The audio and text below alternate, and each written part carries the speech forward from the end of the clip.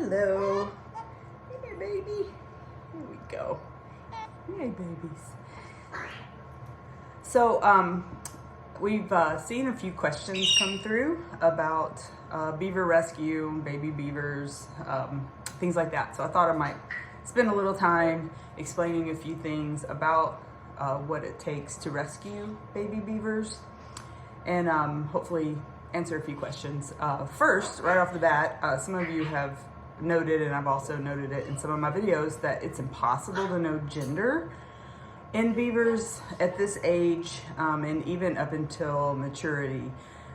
A fully grown adult beaver, females will nurse their young, obviously, they are mammals, and they develop mammary glands that are visible. So an adult beaver, you can tell the gender if there is a mother who is nursing.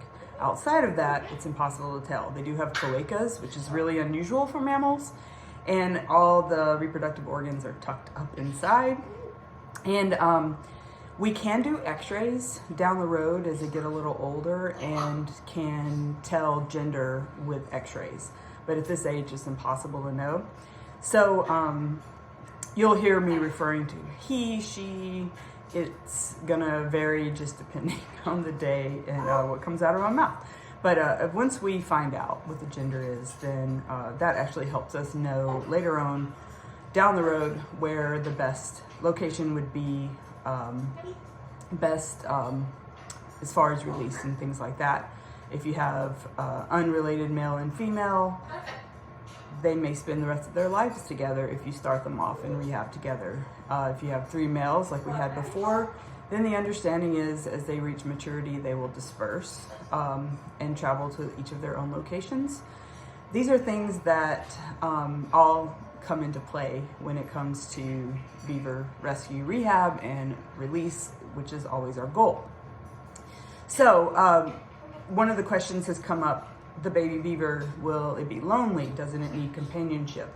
And beavers are highly social and obviously want to be in family groups. They have very tight social bonds that last lifetimes. Even if young eventually disperse away from their mothers, fathers, and siblings, they will remember each other for life. And this is based on smell.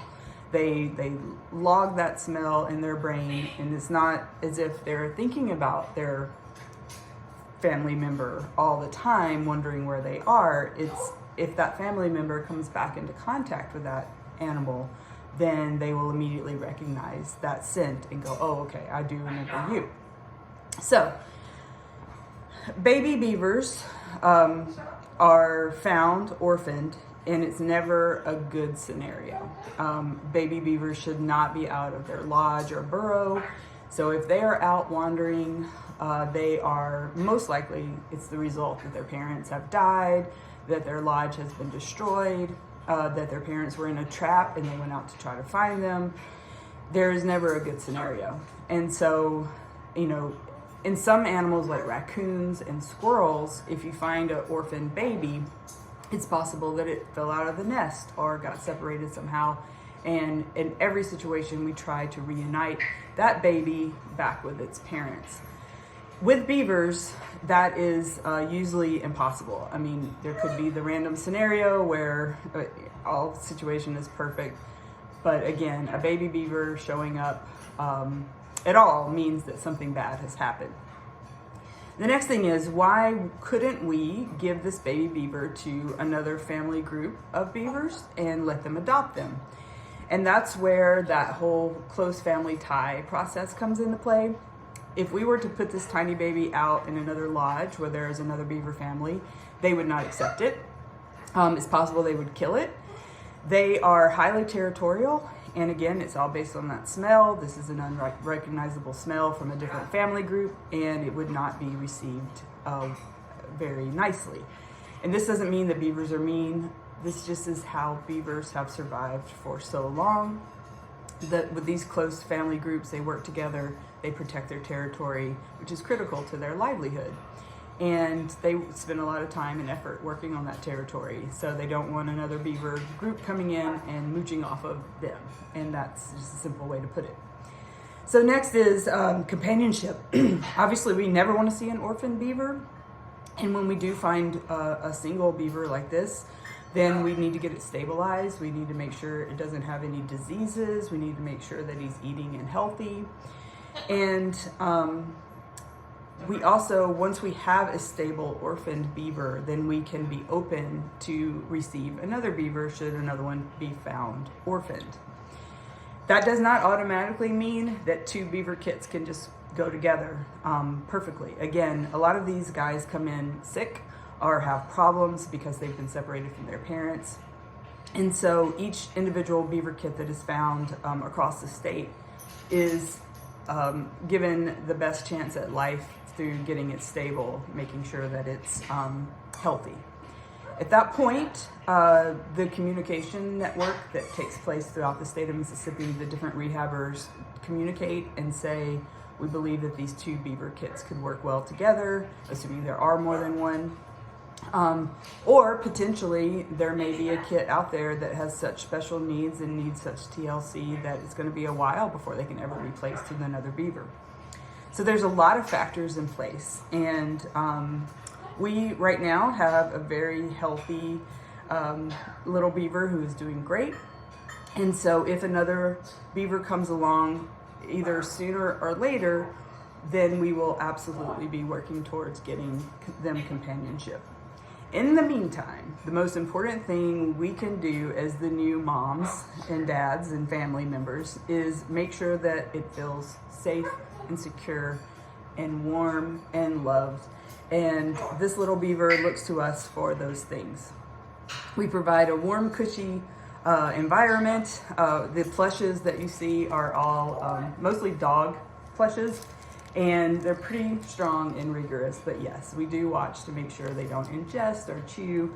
And that's just something that with baby beavers anyway, we don't see a lot of toy destruction.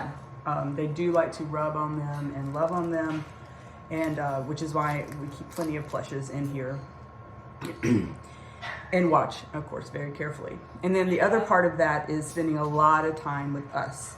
We hold them close to us so that they can feel our body warmth. We spend a lot of time working with them. And this is not that they imprint on humans. This is just because at this stage of baby beavers, they need that. They just need that security and that love. And down the road, when they become mature and they get their hormones, this is not a factor. They're not looking at humans, not like baby birds where they imprint. They will, they know they're beavers, so to speak. And so that's our role right now. And this little one, and here I'll turn this around. So this little guy, or gal, is just had a bottle and a bath, and now we're snuggling in for a little late morning nap. And but he or she is doing really, really good.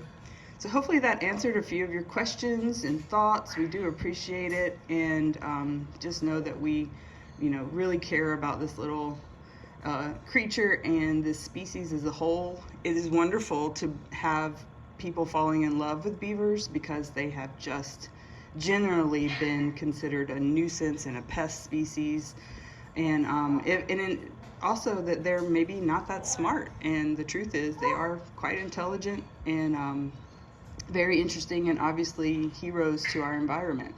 And so the more that people fall in love with them and see them and want to see them do well, the better down the road it is, so that our policies and governments and landowners can learn, hopefully, to live in harmony with beavers.